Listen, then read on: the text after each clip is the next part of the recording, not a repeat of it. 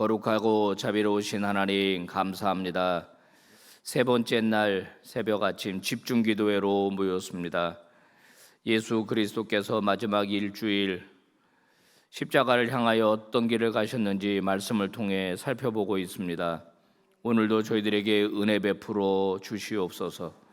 말씀 속에서 길을 찾고 깨달음을 얻고 깨달은 말씀대로 살아가는 복된 인생 되게 해 주시옵소서. 아버지여, 이 새벽에도 아버지께 예물을 드린 손길들이 있습니다. 기억해 주시기를 원합니다. 헌금 봉투에 헌금을 넣으면서 저들이 하나님 앞에 가졌던 소망들, 하나님 그거보다 더 넘치도록 저들의 인생 가운데 복 내려 주시옵소서. 예수님 이름으로 기도 올리옵나이다. 아멘. 자, 오늘도 아이들이 많이 보이네요. 엄마 옆에서 예배하는 아이들 너무 귀하고 너무 예쁩니다.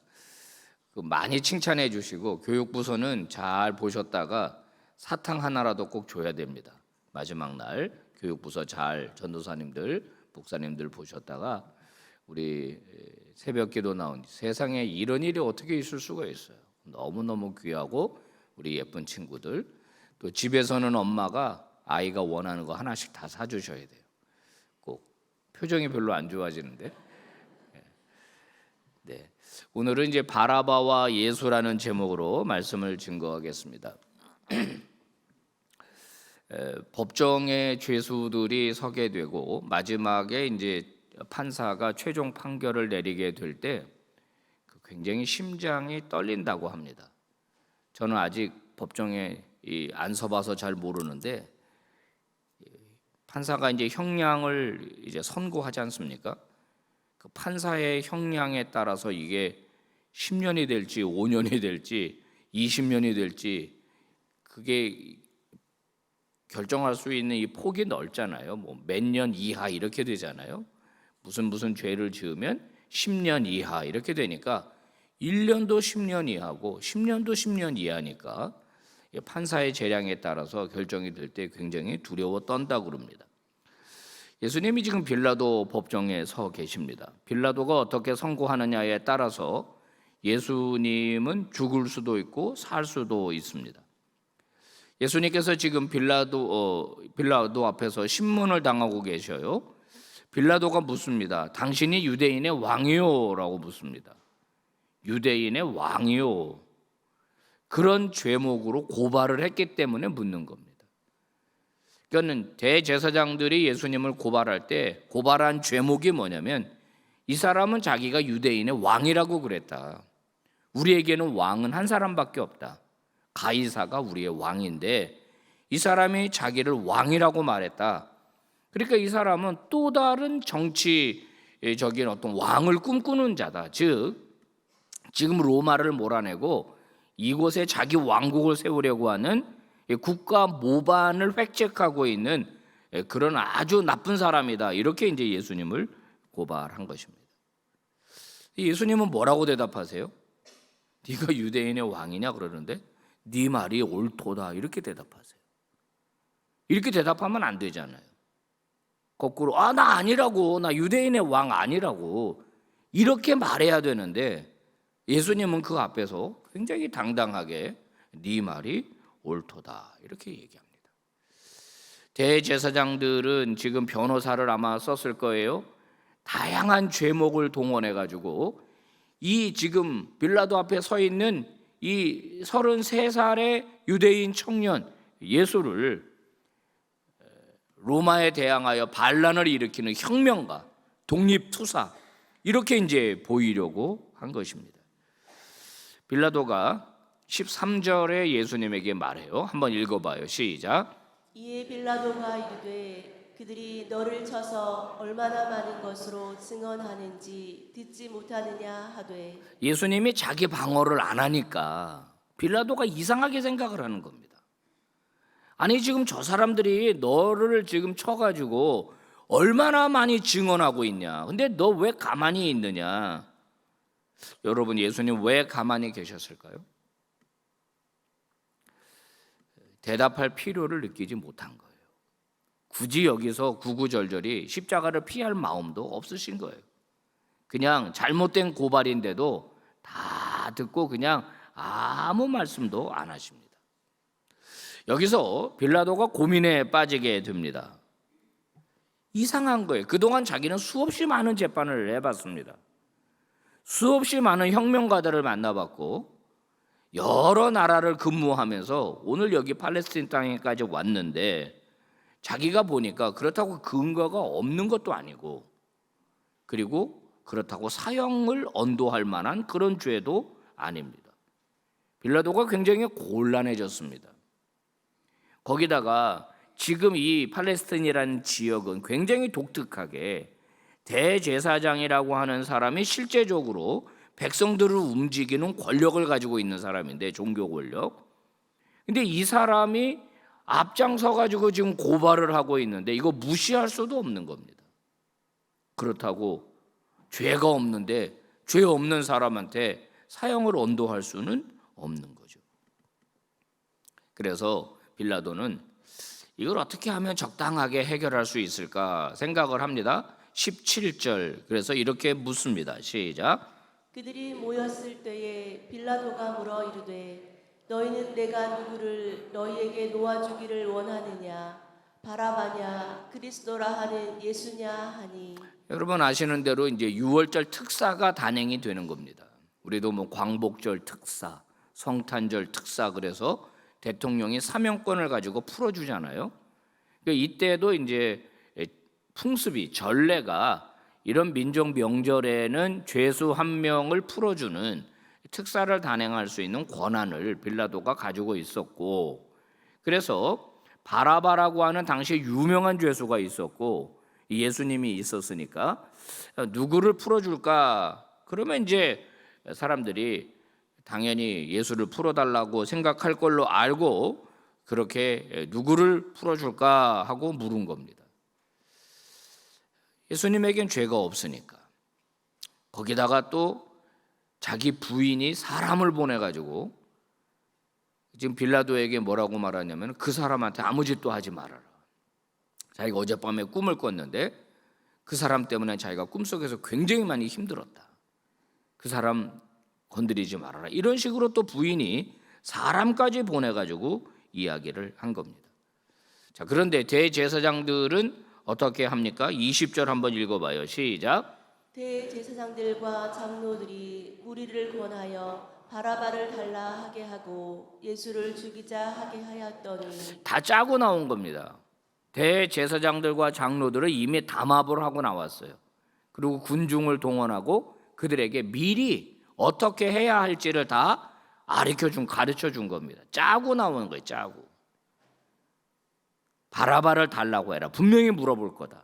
그러면은 예수는 죽이라고 하고 바라바는 달라고, 풀어달라고 그렇게 해라. 자, 빌라도가 한 번 더 묻습니다. 총독이 대답하여 이르되 둘 중에 누구를 너희에게 놓아주기를 원하느냐? 자, 여기서 보면은 빌라도의 고민이 엿보입니다. 그죠? 어떻게든지 풀어주고 싶은 거예요. 그런데 그들이 사주를 받은 대로 바라바로 소이다 이렇게 하는 거예요. 여러분 여기서 사주하는 사람이 될 수도 있고 사주를 받는 사람이 될 수도 있습니다. 우리가 종종 어떤 일을 할 때 그렇단 말이에요. 누군가가 나한테 이렇게 하라고 시킬 수도 있어요. 근데 그거를 듣고 안 듣고는 내가 결정하는 겁니다. 자, 빌라도의 질문이 이어집니다. 아니, 이해가 안 된다. 아니, 이 사람한테 무슨 악한 일을 내가 발견도 못했고 무슨 악한 일을 했기에 이 사람을 십자가에 못 박으라고 하느냐. 그랬더니 23절에 어떻게 소리 질렀다고요? 더욱 소리 질렀다는 거예요. 더욱 소리 질렀다는 거는 지금까지 지른 소리보다 더 크게, 더 악랄하게, 더 소리를 높여, 데시벨을 더 높여가지고 막 소리를 지르는 거예요. 소리를 막. 십자가에 못 박아야 하겠다. 십자가에 못 박아야 하겠다. 이게 얼마나 소리가 큰지 빌라도가 깜짝 놀랍니다. 이러다가 밀란이 일어나는 거 아니야? 그리고 속으로 계산을 하는 겁니다. 이거 보통 일이 아닌데, 저 사람도 완전히 목숨 걸고 달려드는데, 만약 여기서 내가 바라바가 아니라 예수를 풀어주게 되면 더 난리를 치겠지? 그러면은 내가 군대를 동원할 수밖에는 없고, 그럼 유혈 진압이 생길 수도 있겠네. 그럼 이게 로마 정부로 보고서가 들어가겠지? 그러면 내가 여기 총독으로 파견돼 있는데 문제 하나 해결하지 못하고 평화롭게 다스리지 못한다고 나한테 감점이 있겠지? 그럼 그 다음 내가 출세하는 길에 지장이 있겠네? 이런 생각을 빌라도가 지금 쭉 하는 겁니다. 군중은 예수를 선택하는 게 아니라 바라바를 선택했습니다. 빌라도는 바라바를 선택한 게 아니라 죽이기 위해서 예수를 선택했습니다. 자, 26절입니다. 결국 이렇게 정리가 됩니다. 읽어봅니다. 시작. 이에 바라바는 저희에게 놓아주고 예수는 채찍질하고 십자가에 못 박히게 넘겨주니라. 빌라도가 코너에 몰렸습니다. 어떻게든지 풀어줘 보려고 애를 썼습니다. 자기 부인도 얘기를 했고, 신문을 해보니까 죽일 만한 죄는 없었어요. 이게 풀어주려고 노력은 한 것은 사실입니다. 그런데 저 군중의 아우성 소리에, 여론에 밀려서 빌라도가 그냥 조용한 게 좋지, 좋은 게 좋은 거지, 대세를 따라가야지, 저 사람 하나 죽는다고 무슨 일이 있겠어? 눈 감고 그냥 저들이 원하는 대로 죽게 하자. 그리고 사형을 언도한 겁니다. 예수님에게 주어진 죄목은 국가 모반죄입니다. 어떤 면에서 보면은 정치적인 사형 선고를 내린 거예요. 정치적 이유로 사형 선고를 내리고, 이것이 복음서가 전하는 빌라도의 재판의 전모입니다. 여러분, 빌라도는 예수님을 놓아주려고 노력했던 게 사실입니다. 그런데 군중의 압력에 못 이겨서 그들에게 무릎을 꿇고 말았죠. 그리고 잘못된 의사결정을 했습니다. 여러분, 의사결정에는요, 두 가지 유형이 있다고 말합니다. 아마존을 창업한 제프 베조스라고 하는 사람이 의사결정에는 두 가지가 있는데, 하나는 뭐냐면은 한 번 결정하면은 되돌이킬 수 없는 의사결정이 있다는 거예요. 한 번 하면, 그죠? 이 남자랑 결혼할 건가, 이 남자랑 결혼할 건가. 그럼 한 번 결혼하면 끝나는 거예요, 그거는. 그런데 또 하나는 뭐냐면 그냥 번복할 수 있는 그런 의사결정도 있다는 거예요. 야, 오늘 짜장면 먹으러 갈래? 그러다가 야, 그냥 비빔밥으로 바꾸자. 이런 거는 얼마든지 번복을 할 수 있는 그런 의사결정이죠. 이분이 뭐라고 말했냐면, 첫 번째 종류라면은 심사숙고해야 된다. 첫 번째 결정, 돌이킬 수 없는 결정을 해야 되는 순간에는 이거는 심사숙고할 필요가 있다. 잘못하면 개인에게도 그렇고 공동체에게도 그렇고 굉장히 부정적인 영향을 끼치게 된다. 이렇게 말했습니다. 우리 인생이라고 하는 것은 선택하고 결단하는 것으로 이루어진다고 해도 과언이 아닙니다. 선택하고 결단하는 것이 오늘 우리의 인생을 만든 거예요. 그게 오늘 지금 납니다. 선택을 하더라도 결정을 내리지 못하는 사람이 있습니다. 이게 이제 결정장애라 그러죠. 결정장애. 결단을 했을 때 희생이 따르는 경우도 있습니다. 손해가 따르는 경우도 있어요. 그래서 결단한다라고 하는 것은 굉장히 중요한 문제입니다.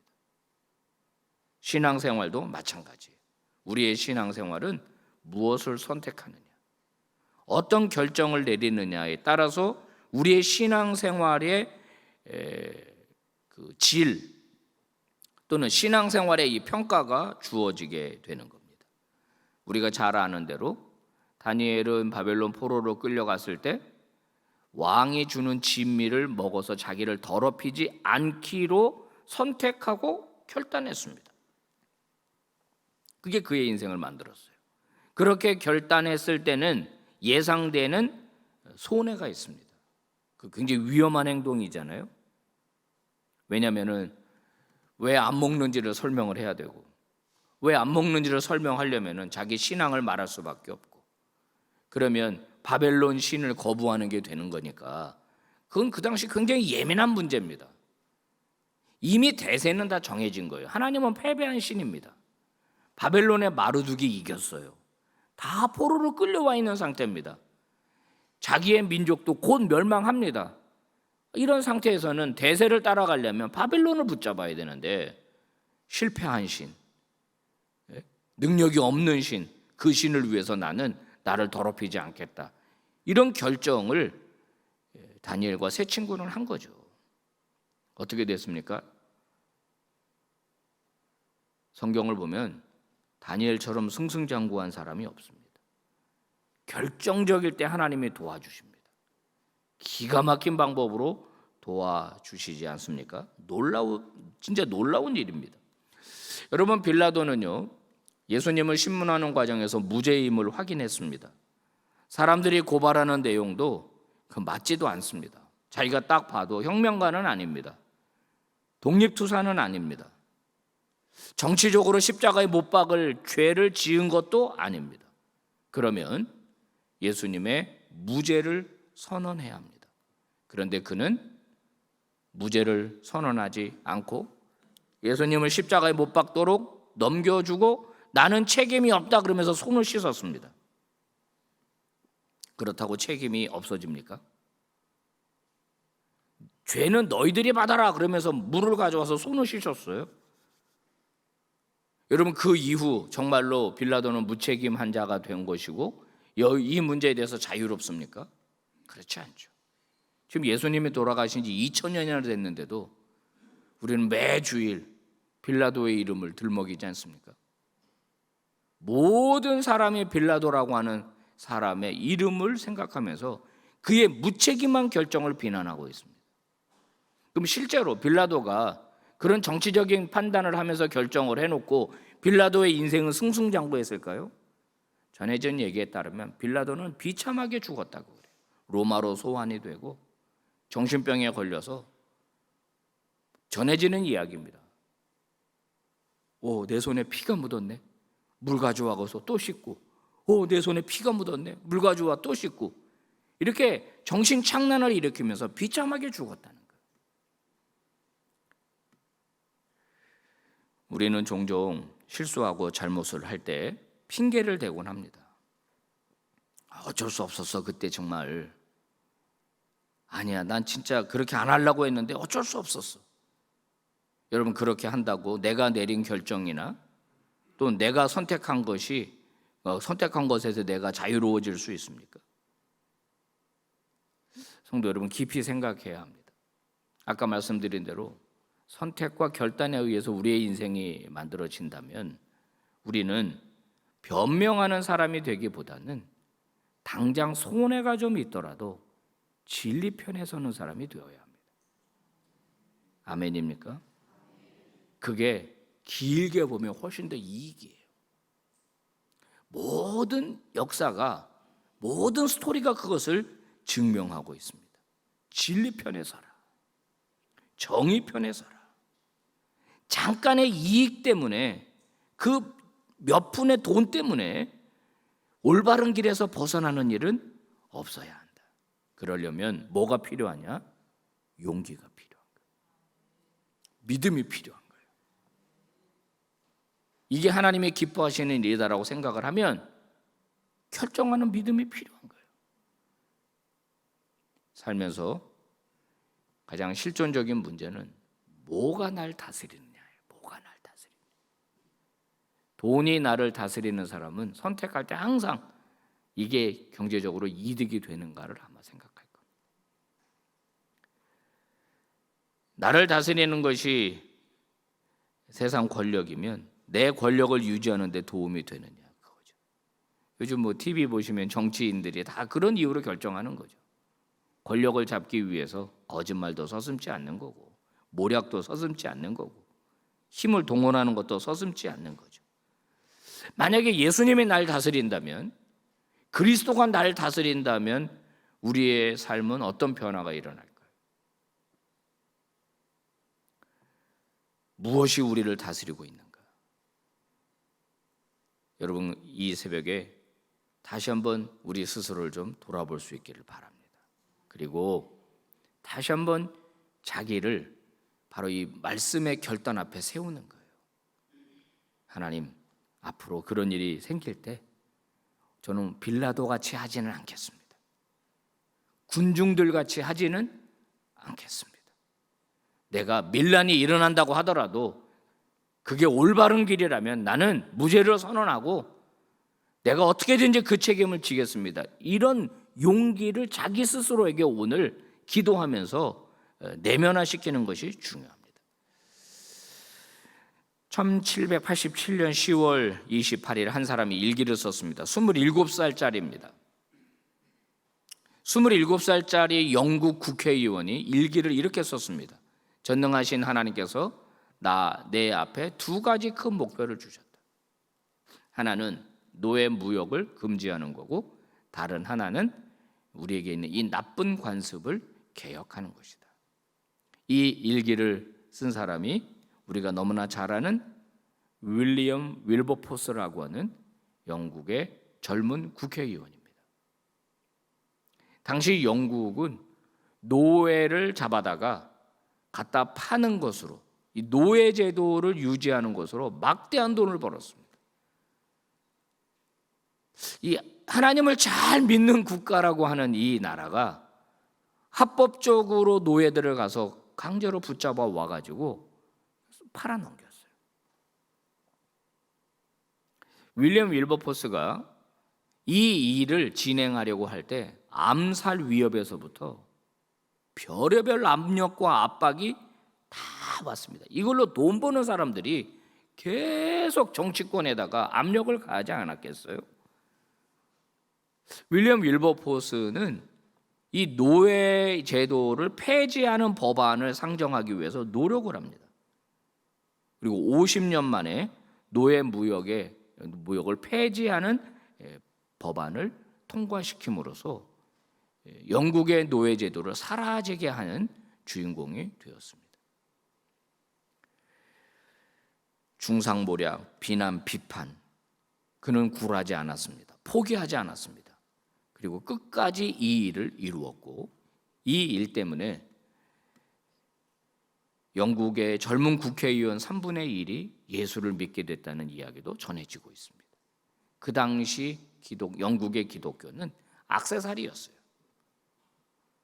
그냥 큰 영향력을 주지 못하는 그저 그런 종교였습니다.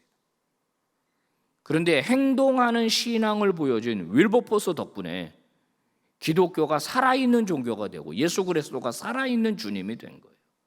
놀라운 일이 아닙니까? 오늘 주님은 선택하시고 결정하셨습니다. 십자가를 지는 걸로. 그래서 자기 스스로를 방어하지 않았습니다. 변호하지 않았습니다.